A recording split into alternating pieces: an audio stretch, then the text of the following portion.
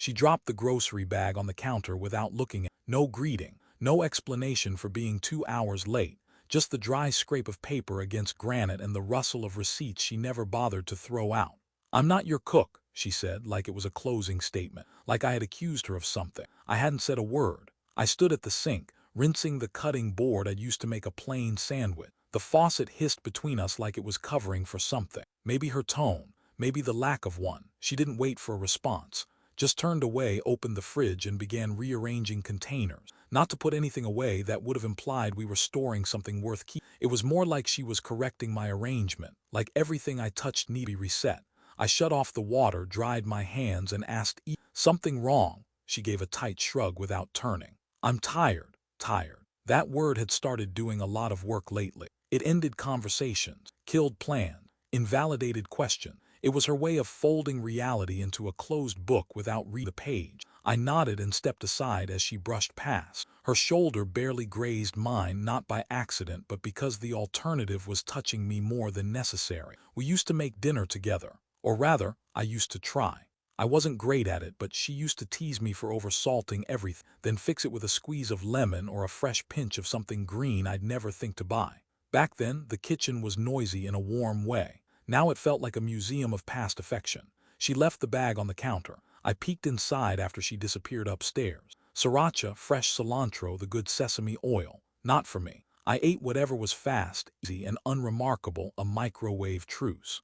She didn't say where she was going, but I heard her closet open, a hanger scrape, something zip, a door closing upstairs. I sat down at the kitchen table and stared at the untouched grocery. The smell of fresh herbs floated up like an afterthought. It didn't match the scene. Neither did the phrase she left behind. "I'm not your cook." She meant it as a declaration of boundary, but it wasn't new. It was just the latest exit point in a long list of quiet withdrawal, not overt fights. Not screaming, just invisible subtractions. She stopped watching our shows together. She stopped asking about my day. She started falling asleep with her phone on her chest, screen still lit, notifications muted but not off. I hadn't accused her of anything because that would have required confrontation, and what we had wasn't a war. It was surrender by 1,000 silences. Dinner wasn't the issue. It was presence withheld like a punishment I hadn't earned for a crime she hadn't named. She fed people all the time. I saw it on her social feed. Her friend from work posted a short clip of her slicing mango for a team picnic. "Queen of flavor," the caption said, smiling, lively, lit up from the inside. I couldn't remember the last time I saw her like that in this house.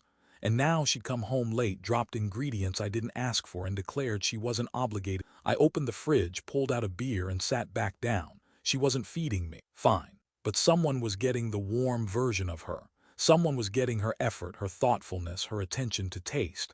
Her hands weren't tired when she baked for someone else.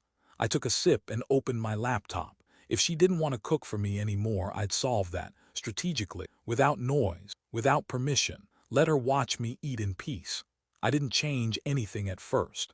Not because I was waiting for her to notice, but because I wanted to see how long she'd go before realizing she'd fully checked out without saying it out loud. She made dinner for her team again. I saw the photos on her coworkers' page. She wasn't tagged, but her handwriting was on the chalkboard menu propped behind the serving trays. Soba noodle salad, Thai basil chicken, spiced rice pudding in glass ramekin, labeled, styled, photographed. Not a spontaneous office potluck, a staged meal. At home that night she walked past the delivery bag I'd left on the kitchen table. "You didn't want anything homemade?" she asked, with a casual glance at the logo on the takeout box. I kept my tone neutral. Didn't think it was an option.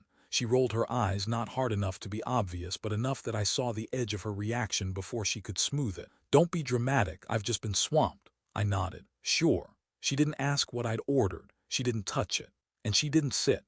Her warmth was selective now. It showed up in comments on her socials, full of emojis and inside jokes with people she barely mentioned at home. Her eyes lit up when she told stories about her team's wins, the birthday cake she threw together for someone named Jamie, or the potluck themes they kept inventing. But when it came to us, she went cold. Not angry, just indifferent. I started watching the pattern more closely. When she cooked, it wasn't for nourishment. It was theater, presentation. Points scored in environments where performance mattered. Her team, her manager, the neighborhood brunch she hosted with barely a week's notice. I offered to help that morning. She gave me a tight smile and asked me to keep out of the kitchen. So I stayed in the garage and organized the toolbox.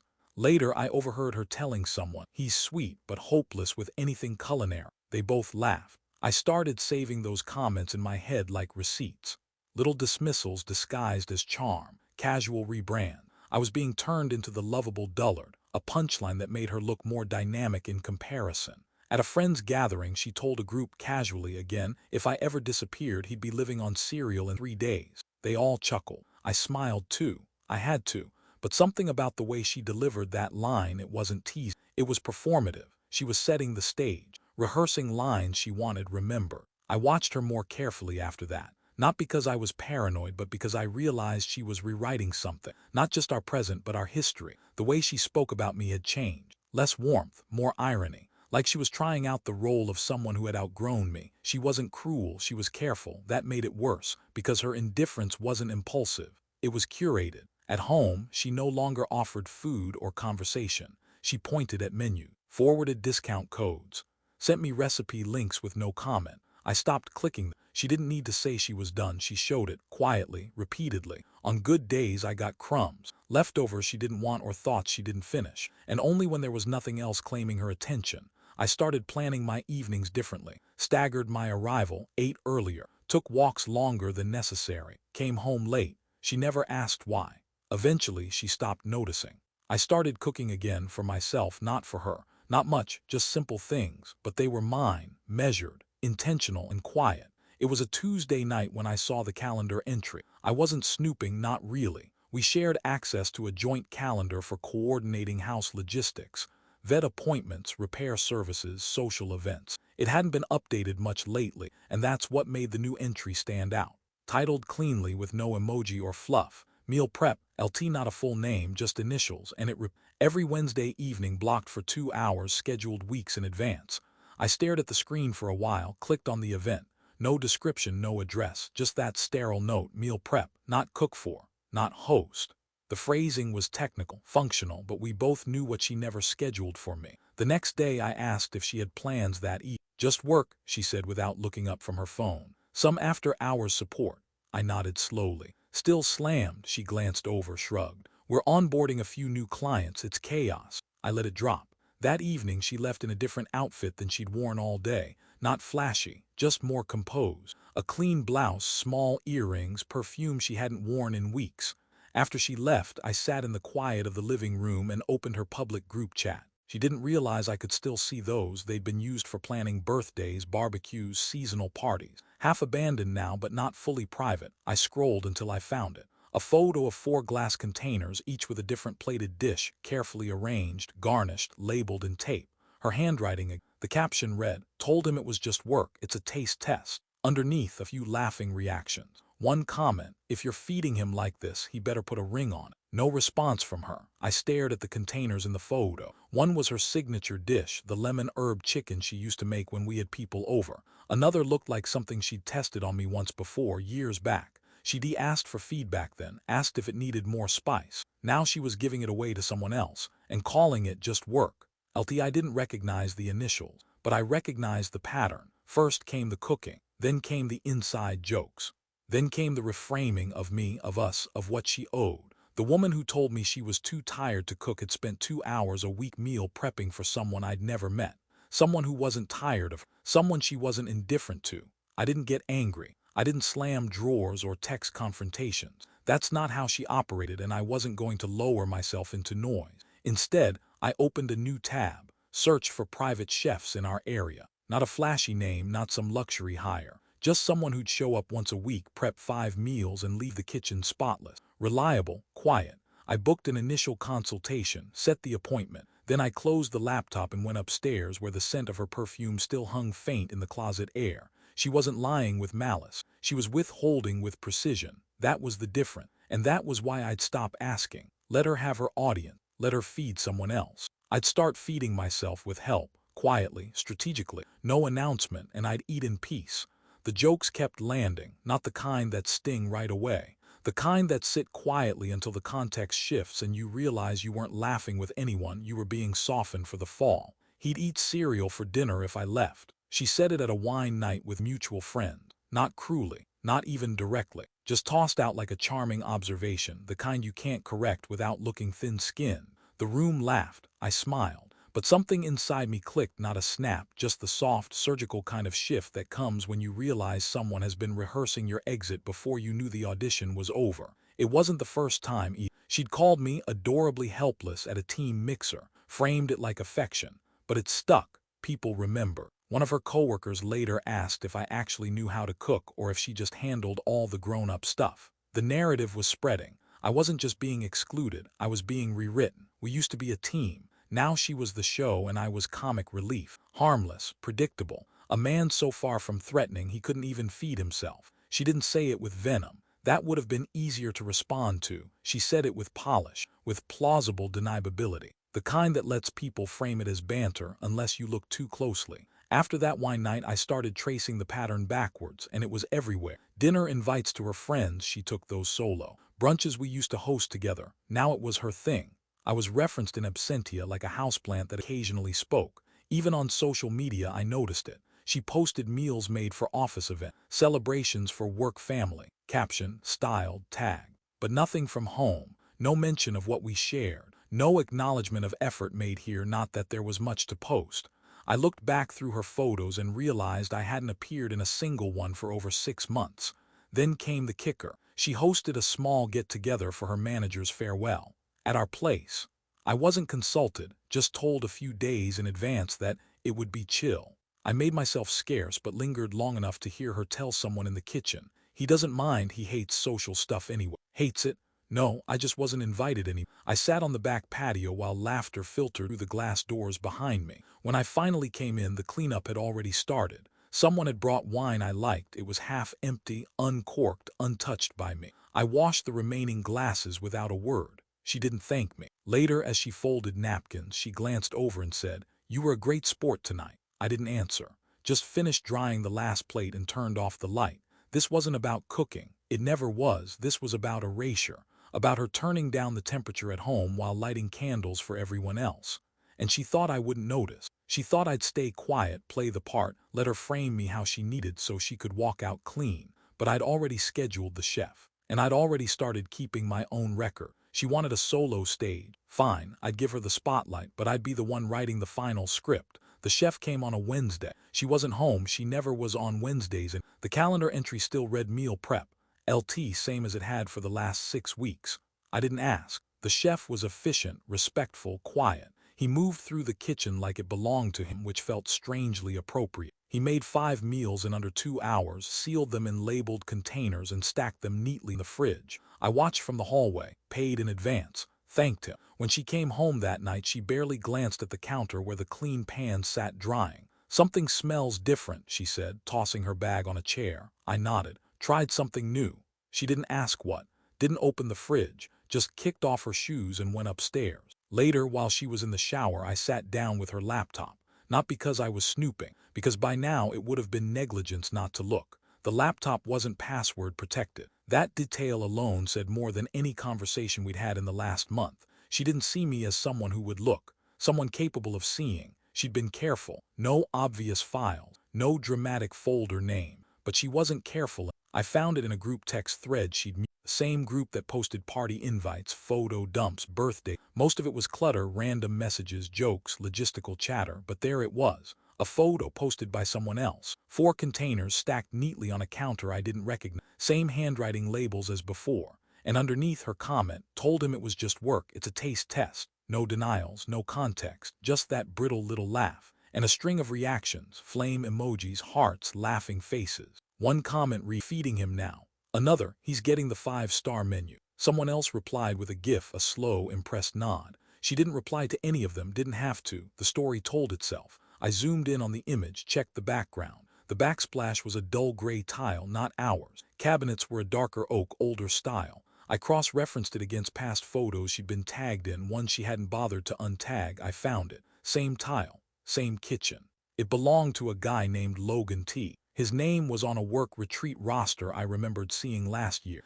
She hadn't bothered to rename the calendar entry. She kept it vague enough to deny, specific enough to schedule, scheduled enough to sustain. I sat with that for a long time, not angry, not shocked, just aware fully finally. This wasn't about emotional drift. This was orchestration. She was cooking for someone else, rehearsing domesticity, laughing about the lie in front of people who weren't me, people who would carry the story forward if I ever dared to contradict it. She wasn't just crossing lines, she was rebranding. I closed the laptop, left it exactly as she had. When she came downstairs, towel around her shoulders, she asked, "You already ate?" I nodded once.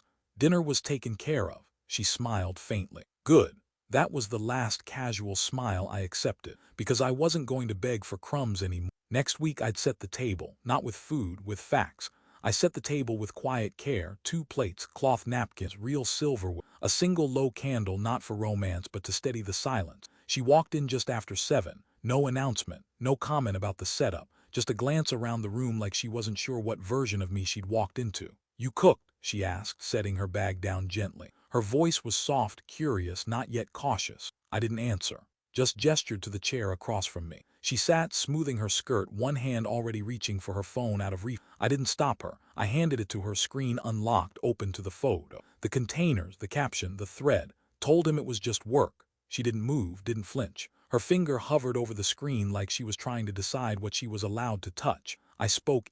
"Taste tests don't require lies." She set the phone down, face down this time. "A pointless move." "I didn't think," she began, but her voice caught, unsure of its tone. "You didn't think I'd see it," I corrected. "You were right for a while." She looked at the candle, not at me. "It wasn't what it looked like." I didn't push. I just pulled a second item from the folder I'd placed beside me, a printed receipt. Her eyes scanned it: chef services, weekly rate, paid through next month. I slid it across the table, slow and clean. "Since you're not my cook," I said, echoing her line back with surgical clarity, "I made other arrangements."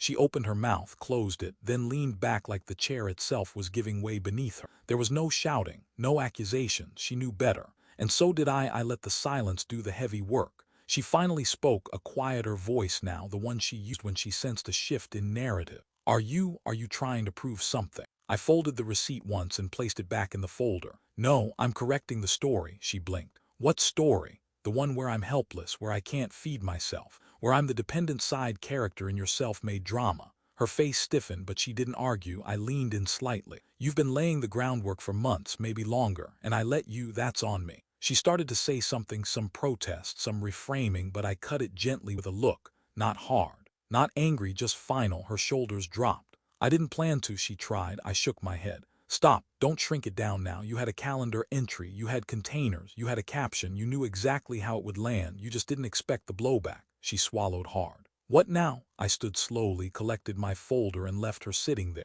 The dinner stayed untouched because this wasn't about food anymore. It was about presence and absence and whose table this really was. The next morning she made coffee for both of us. 2 cups.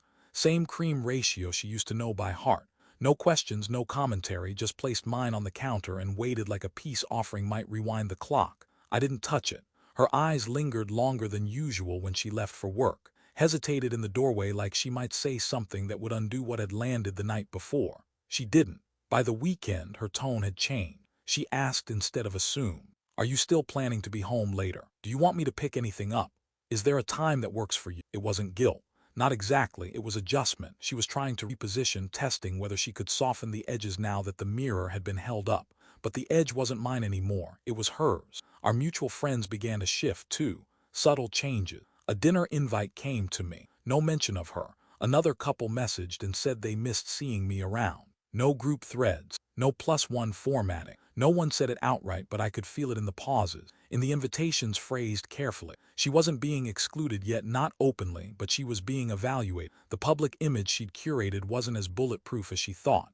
A week later, she posted a carousel on her social: solo shots, airy captions, a close-up of a notebook with coffee in frame, a stack of books nearby, and the text overlay, "Working on me." I watched it quietly, then saw the first crack, a comment underneath. "Did he cook for you yet?" It wasn't mine, it wasn't cruel, but it was surgical. The likes on that comment outpaced her caption within an hour. A few laughing reactions followed. She took the post down before the night was over, but not fast enough, and not before I saved it. Her control over the narrative was slipping, not because I'd said anything I hadn't told a soul. It was slipping because truth always shows in the contrast. People remembered how she spoke about me, the harmless dependent, the man who'd starve without her. And now I was thriving. Eating well, clear-eyed, steady. She hadn't realized that by painting me as lesser, she had made her role central, indispensable. So when the illusion cracked, it wasn't just her version of me that fell. It was her version of herself. She started volunteering information without prompts. Just heading into a long meeting. Going straight home from work today. Dinner S on me if you're okay with that. I gave her nods, sometimes a quiet thanks, but I didn't offer analysis. I wasn't interested in patching holes she refused to admit were self-inflicted. She still lived in the house, but her presence had changed. Softer, less certain. And for the first time in years, I was eating in peace. Not just because someone else had cooked, but because the silence wasn't hollow anymore. It was mine. This wasn't about betrayal in the traditional sense. It wasn't about impulse or chemistry or a single mistake. It was about authorship, about who got to define what our life had meant. And more importantly, what version of me survived in the aftermath. She hadn't just stepped out. She destaged it. Bit by bit, she chipped away at my presence until I wasn't just absent from her warmth. I was absent from the narrative altogether, reduced to anecdote, a supporting character in her rising arc. The one who couldn't cook, couldn't lead, couldn't keep up.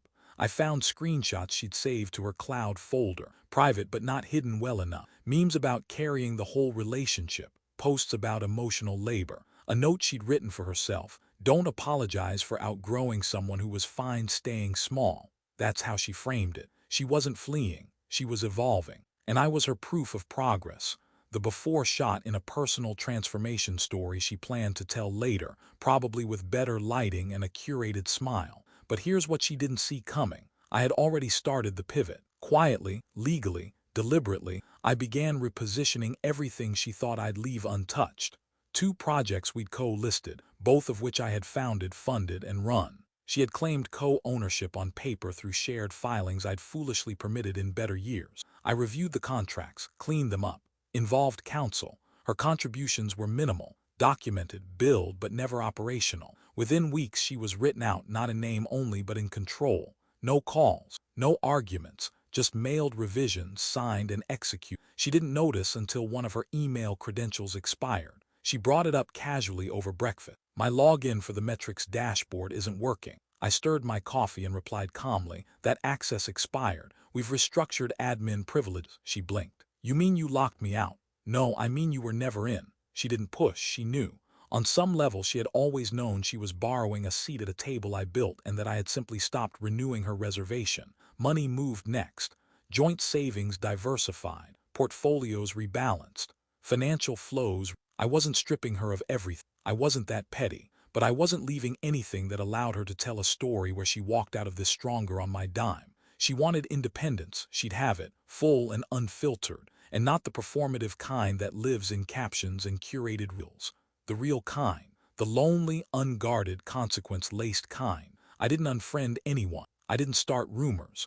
But I no longer covered for her either. When people asked where she was, I gave the honest version. She's pursuing something else. She's focusing on herself. She's made new priority. I didn't shade. I just stopped spinning. And in doing so, I let gravity return to the space she had floated out of. Because narrative control is power. And I was done letting her write mine in disappearing ink. It was a Thursday when I realized her name no longer carried the gravity it used to. A mutual connection, someone we'd both known through a professional circle, messaged me directly. Brief, polite, but telling. Did she step back from the project? Wasn't sure if I should include her in next round of invites.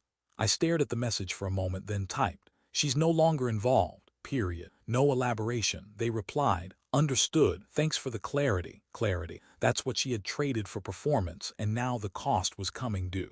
That weekend, one of our old friends posted a short reel from a panel event. I was in the background, mid-conversation, calm and present. She wasn't tagged. She wasn't there. What caught my attention wasn't the video. It was a comment buried under the post from someone neither of us knew directly. Wasn't she the one always saying he couldn't function without her? Another responded. Funny how well he's doing now. She'd cultivated a persona, the woman who lifted, supported, balanced. Her story depended on that contrast. She was the engine, I was the emotional cargo, the solid but dull man she carried across her career arc until she could no longer pretend it was a shared journey. But without me in the frame, her narrative flattened. She posted less. When she did, the engagement dropped. Her captions grew longer, more insistent, as if she could will people into believing her version again if only she added enough context. But that's the thing about performative stories. They collapse without a stage, and I had pulled the curtain. I saw one of her recent posts before it was deleted. A photo of a new planner, a caption about resetting goals, a vague allusion to learning to let go of what no longer fuels. It stayed up for 5 hours. Then it vanished. I didn't save it. I didn't need to. She was shedding skins faster than anyone could keep up, but without someone to contrast against, she just looked like someone who'd lost direction. That was the part she hadn't accounted for. She thought leaving me behind would amplify her story, that once she slipped the supposed burden of our partnership, she'd rise. But freedom isn't a storyline, it's a mirror. And hers was starting to fog. I kept quiet, kept building. The chef came on time every week. The house stayed clean. My work picked up. My social life widened. Not loud, not flashy, just steady. And in that steadiness I reclaimed something she'd slowly stolen over time. My place, my peace, my presence. She had counted on being missed not by me but by the circle she'd entertained. But absence reveals more than presence ever could. And when she vanished, no one chased her story. They followed mine instead. It landed on a Sunday, not from me, not from her. From someone loosely connected, a designer we'd both worked with on a nonprofit gala years ago. Not a close friend, but one of those mutuals who floated around the edges of our social lives. She posted a reel from a weekend dinner party, candle-lit table, music low, laughter undercut with silverware and casual toasts. At the head of the table, me, smiling, present, listening. A plate of chef-prepared food in front of me, untouched for the moment, hands resting on the table, posture relaxed in a way I hadn't realized I'd stopped doing during the last few years with her. The caption was simple: good food, better company, grateful for the quiet kind. I wouldn't have thought twice about it, except it went modestly viral. Not for me, but for the comments. Someone, again, not me, tagged her. Wait, wasn't this the guy you said couldn't cook to save his life? It was petty maybe, but clean, surgical, the kind of comment that doesn't scream, it cuts. She didn't reply, but someone else did. A mutual acquaintance. People change when they're no longer being neglected. Dozens of likes. The reel was shared across a few local circles, not as gossip, just as a quiet recalibration. The man she painted, helpless, dependent, forgettable, was being seen again. Not reclaimed by force, just revealed by absence. She posted a counter image the next day, a close-up of her walking shoes, a city skyline captioned, "Every step forward is a step away from something that no longer serves you." The response was tepid, less than 50 likes. A few polite affirmations, but no one shared it. No one amplified the message because they'd already seen the difference, not in the words, in the weight of presence. The next week I hosted another dinner, smaller. No cameras, no captions, no curated guest list. And this time there was one chair less at the table, not because I was short on space, because she no longer belonged there. She wasn't on the list, she wasn't on the lease, and she wasn't in the house, and not a single person asked where she'd gone.